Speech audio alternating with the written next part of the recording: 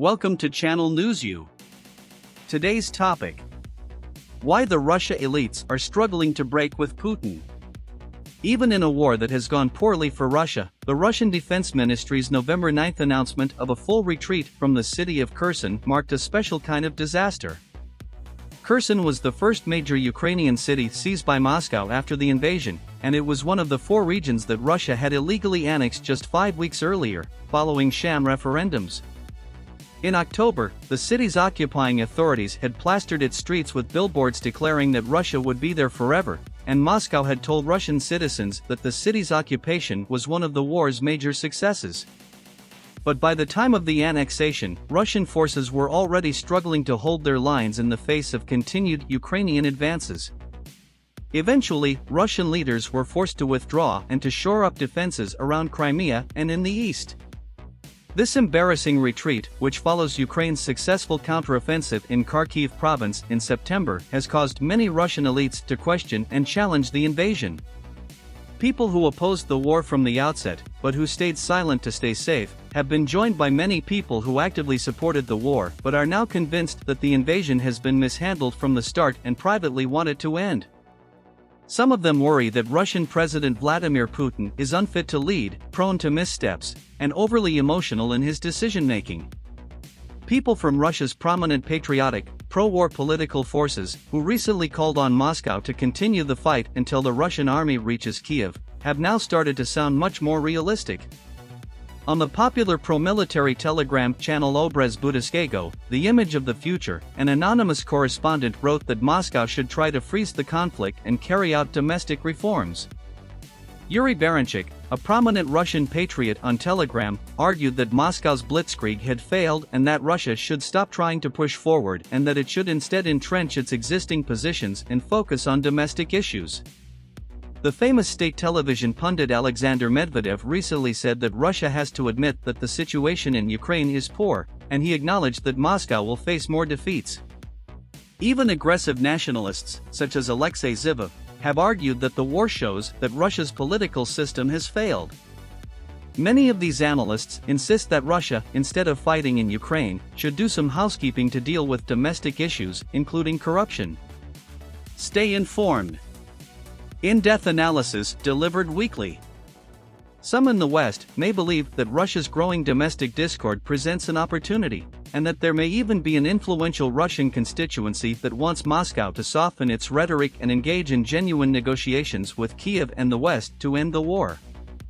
But even if there is growing domestic demand to rethink the war and focus on internal problems, there are serious complications that make it hard for these realists to turn into peacemakers.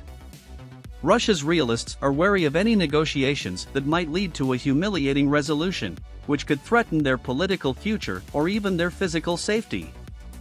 Notably, no one in Russia's leadership has publicly supported any form of territorial concessions, which would amount to an acknowledgement of Russia's defeat and could lead to criminal prosecution.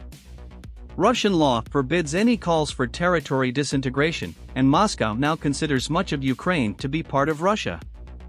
For the same reason, the country's elites will not dare turn against Russian President Vladimir Putin. For all his failures, Russia's leader remains their best bet for preserving the regime that keeps them safe. If the West wants these realists to transform into a party of peace, it should make it extremely clear to Moscow that peace would not lead to a Russian strategic disaster or state collapse. Otherwise, domestic politics will continue to favor war. No one will suggest peace out of fear of being purged, even if Russia continues to lose. Instead, as the defeats pile up, Moscow will become more unhinged. No way out.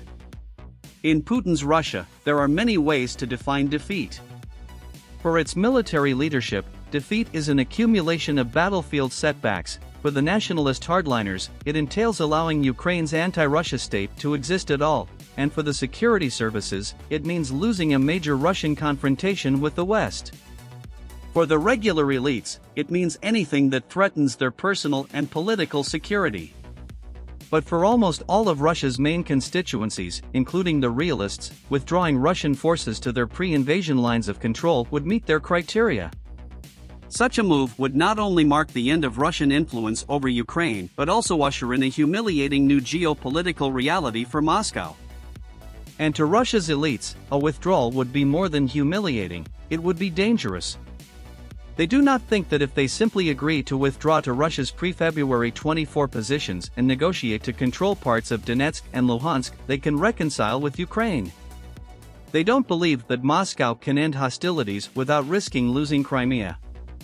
In fact, they believe that if Russia withdrew its troops to where they were at the start of 2022, it would leave Russia itself vulnerable to collapse.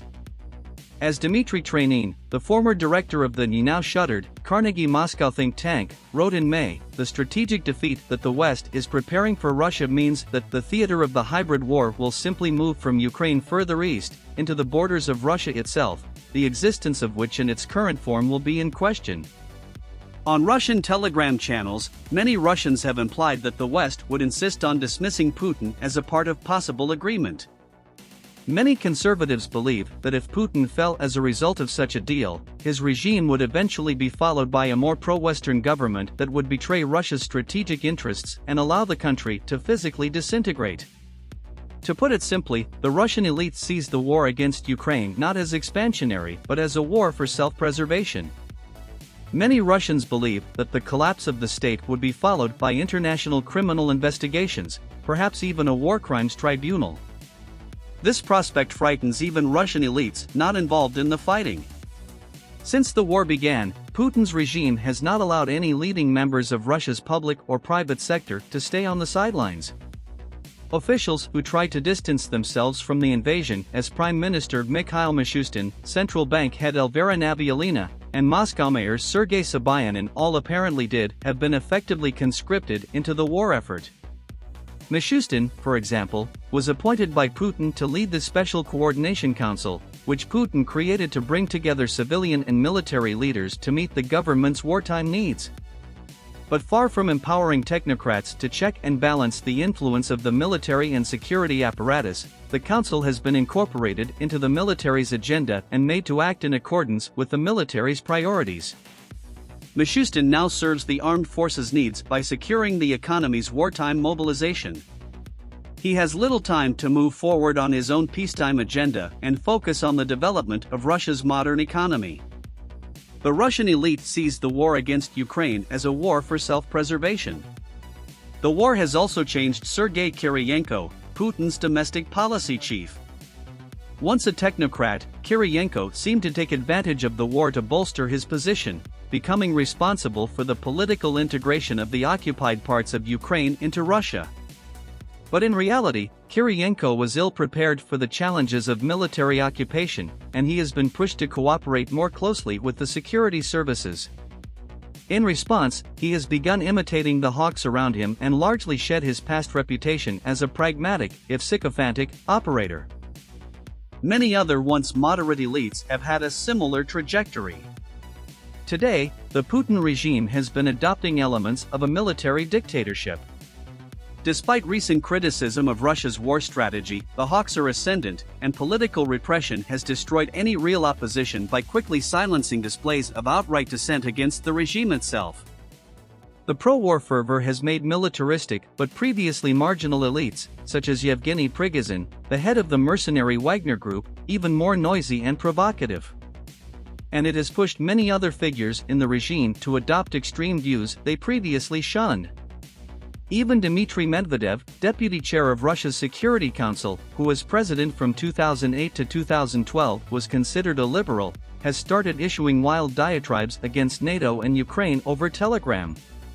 Today's political mainstream consists of a rising univocal, powerful, and intolerant pro-war movement for which the invasion is existential. To them, victory must be secured by all means possible, including through nuclear weapons. They see no place for peace initiatives. In this context, the rise of the realists could prove critical to ending the conflict. They understand that Russia's current path is suicidal and that carrying out more atrocities and wasting shrinking resources would worsen Russia's already deteriorating position in a conflict that Moscow will eventually have to end. But even though they want to halt the invasion, they have a complicated path. Divide and conquer. For Russia's elites, demonstrating support for the war, if not for the way it is currently being fought, is the key to political survival. Many increasingly voice support for escalation, a theme that has become mainstream. Despite the different interests in play, technocrats, security operatives, conservative nationalists, and business leaders are largely united in believing that Russia cannot lose, lest it result in the collapse of the regime on which they all depend. But Moscow is becoming deeply divided on how to accomplish that task. The war's biggest proponents, including ideological conservatives such as Nikolai Patrushev and Chechen leader Ramzan Kadyrov, want to carry out a full mobilization, conscripting Russia's entire eligible population and putting the entire Russian economy on a wartime footing, and hit Ukraine with everything they have, including nuclear weapons. Russia has recently been carrying out a large-scale media campaign aimed at making the world believe that Russia can and would use these weapons if needed. These ultranationalists still envision a clear victory, with Kiev eventually falling into Russian hands. The growing chorus of realists, by contrast, has come to see that Moscow does not have the resources that it needs to win. Instead, they favor an approach in which Russia avoids more defeat by freezing the war where it is, digging defensive lines around their current positions and using reinforcements to stop the Ukrainian advance. There is no one in the Russian elite who will support a Russian withdrawal to the country's February 24 positions. It is possible, however, that the realists could publicly push for freezing the conflict in a temporary agreement with the West, sealed with Ukraine.